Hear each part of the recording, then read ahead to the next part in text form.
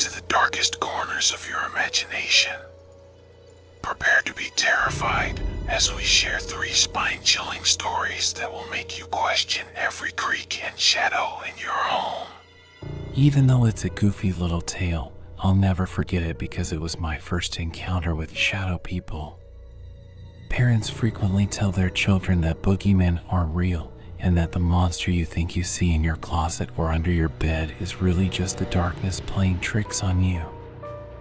Well, aside from the 3 others that were there in person, I'd never told anyone this story. My best friend Annie formerly resided in an old farmhouse. Because it was on the outskirts of town and close to a railway, there were a lot of bums there, and her father was never home. Her dad had cameras installed all over the place. This 3-story building was eerily unsettling at night. I think I was around 10 when we first became aware of the man. Annie used to sleep in the attic with her mattress at the far corner of the room's right side, a bit to the chimney's left. A painting that uncannily resembled the farmhouse stood next to the bed. It only had a lot more windows. We used to sleep in her open living room, which was terrifying given that her father had said that boxes would move and that there was a strange white object that occasionally appeared at the kitchen doorway. Well, despite the big holes in the walls that had been hacked out in the shape of boxes, I finally felt secure in her attic. However, after a while, I recall the sensation of being utterly uncomfortable. I glanced in that painting as I scanned the pitch-black space that was dimly lit by the moon. A man in a black hood was standing right next to the chimney and was fixated on the ground. I looked physically at the chimney while shifting my gaze back and forth. Nothing was there. Returning to the picture, there it was. Finally, I managed to cough out the words. "Do you notice that, Annie?" She didn't, of course, but I was checking to see if she was awake. We both gasped as soon as I persuaded her to look. When she turned on her lamp, she noticed that it was still there. The moral of the story is that we slept very little that night. That man remained there throughout the years. We attempted to disprove it by shifting anything, including the image, but he was always present, regardless of the time of day. He persisted in remaining in the same place. However, on occasion he peered through the glassy frame and he wouldn't be there, which was even more perplexing to us young children. I recall sleeping up there with him wedged between her and I. How did we even manage to sleep those nights? I have no idea. We all decided then and there that we would work to establish its existence. To discuss and plan how we would catch it, we would run a half-mile to our tree house or the root cellar away from the attic. We finally had a fantastic, silly idea one day. The camera her father has. To capture it properly, we had to erase half of the movies that were on there. We hurried after deleting everything. And by ran, I mean practically bolted to the house and up the stairs. One by one, we sat on the bed and talked idly as Annie filmed the chimney and the painting while lying on her stomach. The camera had been rolling the entire time, and somehow we had all dozed out there. 2 hours worth of video. Therefore, those 2 hours must be included, right? When we looked back through the videos, none of it was present. We were seen rushing on camera, and then the video abruptly ended. We completely consumed the tape during those 2 hours, which were non-existent. One last tape. After that day, Annie ejected her brother to the attic and retreated to her old room. We never made an attempt to contact that man again, but I would say that the haunted atmosphere of that house never left. I never received any good things from that house. I don't consider myself to be very superstitious, but I think the house was cursed because I had some really unpleasant experiences there. After all, it was old. I suppose I'm talking about the 1940s. Perhaps even older. While sleeping in the living room, there have been instances when we have heard noises, conversations, and even sporadic hair pulling. They were given 2 months to relocate not long after we entered high school, so I wish we could have gone back one final time. Sad, but man, that place was scary as hell. Can you handle the terror? Keep watching if you dare, but don't say we didn't warn you. Early in the morning is when it happened. After yet another late night at the workplace, I was traveling home. Like always, the road was absolutely desolate. The sole source of light guiding me along this long, empty stretch of road was the headlights on my car because there was not a single light post in the vicinity. I was having trouble staying awake as my eyelids became heavier by the second. I reached for the glove box and took out a pack of cigarettes to battle the impulse to close my eyes. Only one cigarette remained. The empty packaging was snatched and thrown out the window. I struggled for a few seconds to find my lighter, but I eventually succeeded in lighting the cigarette, and I took a long breath. I repositioned my hand on the wheel of the car while still holding the lighted cigarette between my fingers. Normally, I detested making these excursions to and from work, but there was something strangely calming about speeding down this lonely road in the dead of night while smoking a cigarette. I must have let my thoughts stray for a moment because I instantly experienced scorching in my fingertips. My fingers were now being burned by the cigarette, which had become short enough to smolder between them once more. I immediately dropped the cigarette, which landed between my legs on the floor. "Fuck," I shouted. I made an attempt to grab the cigarette while maintaining my focus on the road. However, despite my best efforts, I was unsuccessful in scooping it up from the ground, so I turned to hunt for it somewhere else. I was able to see it only a few inches from my right foot, and I knelt down to pick it up. I grabbed it and gasped before turning my head back to the road. A figure standing in the center of the road was visible in the headlights. I hit the brakes as quickly as forcefully as I could, but a collision was inevitable.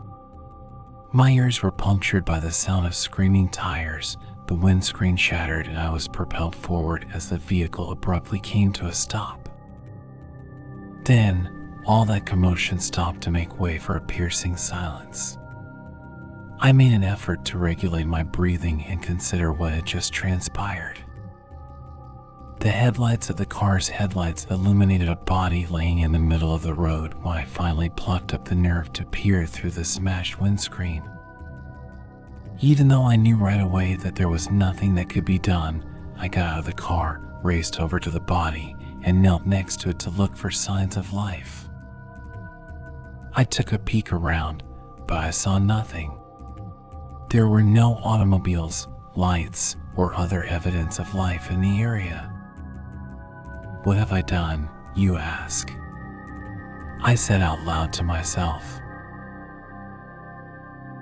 Feeling chills down your spine yet? Continue watching for more terrifying tales that will haunt your dreams. However, the car's headlights abruptly stopped working, leaving me and the body in total darkness. I pulled my phone out of my pocket, lit the torch, and turned to face the automobile again. I was unable to see the cause of this, though. There was no sign of the body when I turned around to look back at it. It appeared as if it had never existed before. I stumbled horrified onto the street and dropped my phone. I regained my balance and quickly made my way to the car, where I attempted to start it. Every time I switched the ignition, the lights began to flicker. A figure could be seen standing behind the car when I glanced in the side view mirror and noticed the taillights were flickering. I kept turning the ignition but had no luck. Behind me, the rear door burst open and I heard something scurrying inside. The moment I froze, the entire car was filled with uncomfortable quiet. All I could hear was the backseat passengers' labored breathing. To see who or what was seated behind me, I slowly altered the position of the rearview mirror using my free hand. I turned the mirror over and over until I saw two red, reflecting eyes staring back at me. I felt such a strong sense of panic that I almost jumped out of the car. I started running down the road as quickly as I could without looking back, and I continued running until dawn. When I finally noticed a house after several hours, I walked inside to ask for assistance. Obviously, I lied to the police about what happened, but I can still clearly recall the event. And I continued to wonder as I lay in bed at night when the figure will return to get me. Are you brave enough to continue? Uncover the last of these horrifying tales, but beware, you may never sleep soundly again. One beautiful night, Sergeant Miller and Officer Reynolds, two seasoned policemen, found themselves manning a lonely road that wound through a dark, gloomy forest. Their headlights pierced the night and formed unsettling shadows on the gnarled trees lining the path. A blood-curdling scream pierced the air as they were navigating the perilous road, stopping them in their tracks. As they struggled to identify the cause of the anguish, their hearts began to race. A woman's voice cried out for assistance across the mist-shrouded woods, her frantic cries resonating menacingly. The officers warily entered the dark depths of the forest, motivated by their mission to guard and serve. The dense undergrowth made it difficult for them to see, but the faint echoes pointed the way. Every rustle of the leaves sounded like an ominous whisper, and the eerie atmosphere tightened its grasp on their nerves. They eventually came upon the woman, whose pale face was etched with sorrow after what seemed like an age. Her body was in agony as she grasped her bloated stomach. Her eyes begged them for help in a desperate manner. Sergeant Miller and Officer Reynolds decided to help the woman after becoming intrigued and concerned about her. However, as she screamed in agony, the unthinkable happened. In a nightmare turn of events, the woman's body trembled and a hideous half-human, half-pig monstrosity burst from her womb. The beast let out a guttural snarl as its demonic fire-filled eyes glowed. Its distorted shape was incredibly strong and charged at the officers with a primitive rage. Its voice, an eerie blending of human and demonic tones, filled the room with a terrifying cacophony. Sergeant Miller and Officer Reynolds engaged the evil force in a frantic struggle for their very lives. The beast was temporarily restrained by them, leaving it confused and befuddled. They took advantage of the chance and went back to their patrol car, thinking they had found safety from the horrors of the forest. They felt unrealized levels of safety inside the car. Their hands tremblingly clung to the driving wheel as they exchanged relieved glances. But an awful revelation quickly ended their sense of relief. They were startled when they heard a snarling sound coming from the back seat and turned to see the half-human, half-pig abomination's contorted face, which filled the entire vehicle with malice. The cops' anxiety increased as they saw the thing had entered their ostensible haven while they were trapped in the oppressive darkness.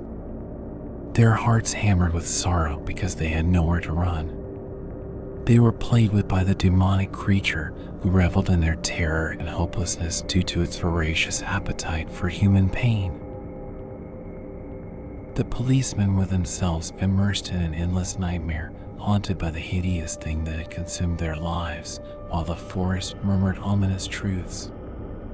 The terrible story of two police officers who dared to enter the heart of darkness was forever echoed by their calls for aid, which were lost in the dark, gloomy forests and mixed with the wind.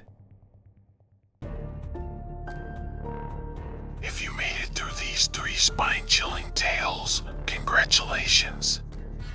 You've proven yourself to be a true fan of scary stories. Don't forget to hit that subscribe button and turn on notifications so you never miss another bone-chilling tale from Terrifying Tales TV. Sweet dreams or nightmares.